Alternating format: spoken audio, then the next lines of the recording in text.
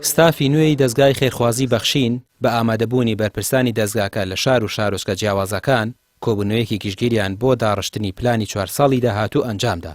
ئامانجی کۆبوونەوەکە یەخستنی تەواوی بۆچوونەکانە تا بەدەستێکی بەهێزەوە خزمەت بە هەژاران بکەن.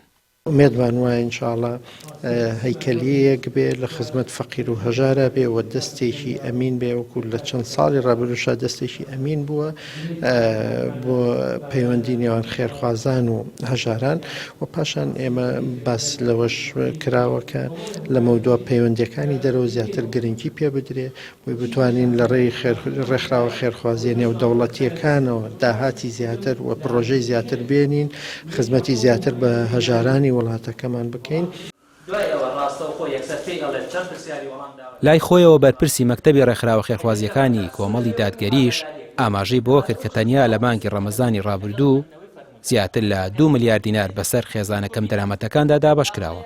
ئەم ڕەپارەیە گزارش لەو متمانە گەورەیە دەکات کە خێرخوازان بە دەستگای بەخشین هەیەە.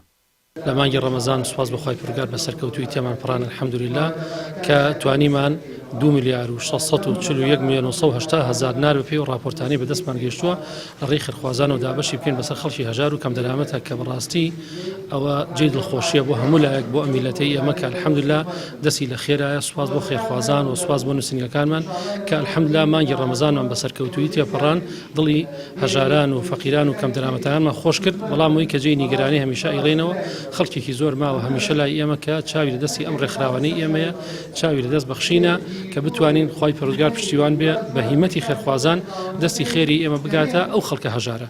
لە ئێستاشدا الحەمدولله کە ئێمە لەگەڵ سێکتەری تەندروستی لە هەفتەی ڕابردوو کۆبووینەوە بە ئومێدی ئەوەی ڕێخستنەوە بە کاروبارەکانمان بکەین.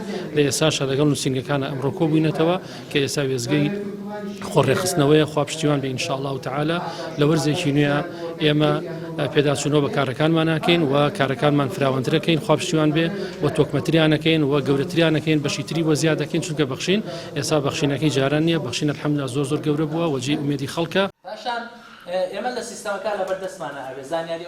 دەستگای خێرخوازی بەخشین لە کەتی تەندروستیشدا دەستپێشخەری گەورەی ئەنجامداوە و پەلی بۆ زۆربەی شار و شارۆچکەکان کێشاوە. لە ئێستادا بەخشین سەرقاڵی گەورەکردن و فراوانکردنی نەخۆشخانە و بنکە تەندروستیەکانێتی هاوکات پلانیشی هەیە ناوەندی پزیشکی نوێ بنیاد بنێت.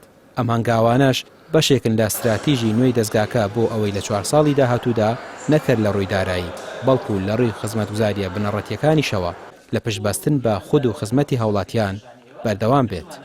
ڕامیار عوسمان کەناڵی پێیام سلێمانی.